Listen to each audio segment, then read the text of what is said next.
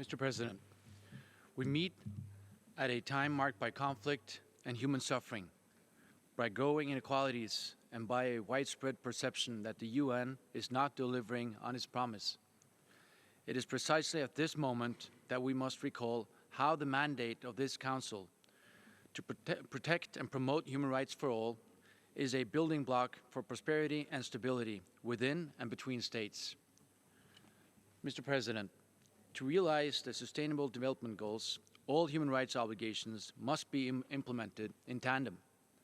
The fulfillment of human rights is not only an obligation of states, but also an investment in conflict prevention and in building prosperous societies.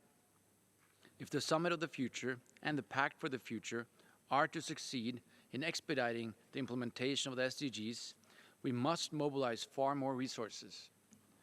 We, the Member States, must unequivocally reaffirm that human rights are crucial to achieving sustainable development in a way that leaves no one behind.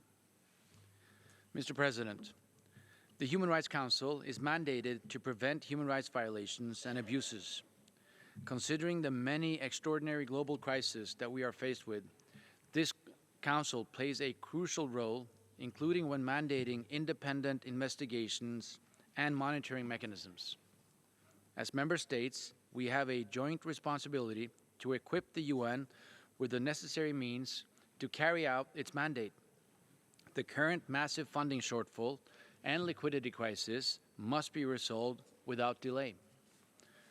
Mr. President, international humanitarian law and international human rights law must be respected by all. Violations and abuses are unacceptable. There is no room for double standards in international law. The war in Gaza has lasted almost 5 months, causing immense suffering.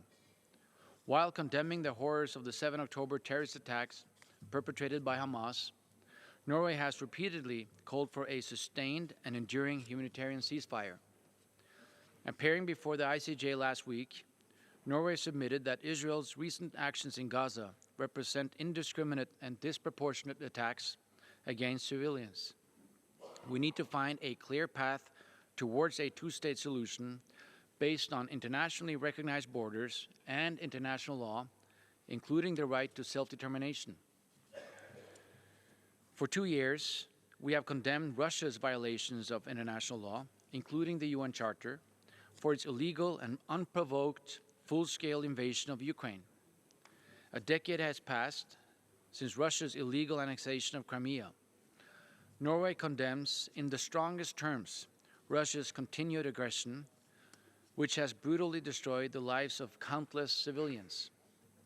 I wish to reaffirm Norway's strong support to the government and people of Ukraine and their struggle to determine their own future. There is a clear connection between transnational external aggression and internal repression. The deterioration of freedom of expression, association, and peaceful assembly in Russia is alarming. We are deeply concerned about political prisoners in Russia, with the tragic death of opposition politician Alexei Navalny as the most outrageous and recent example. Russian authorities bear the full responsibility. We must also not forget about ongoing conflicts not appearing on the news every day. Norway is deeply concerned about the war in Sudan and the dire consequences for the Sudanese people. 25 million, including 14 million children, are in dire need of humanitarian assistance.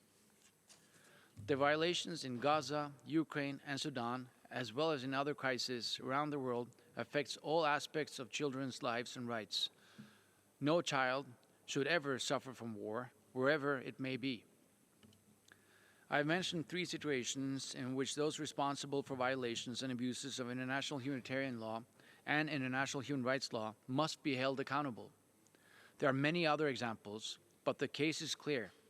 International law must be applied equally, without double standards or selectivity. Our common future depends on universal respect for international rules.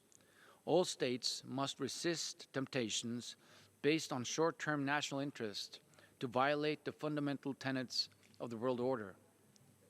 Mr. President, worldwide human rights defenders continue to be essential in promoting and protecting all human rights for all, including gender equality and women's rights. Their resilience is a source of hope. They must be protected, included, and supported, not silenced. Norway believes that we need a more agile and effective Human Rights Council, less polarized, protecting and promoting all human rights for all, everywhere. The ability of the Council to act is even more important when finding common ground elsewhere seems difficult. This Council is relevant for ensuring accountability, stability, prosperity, and a more equitable world. And I thank you.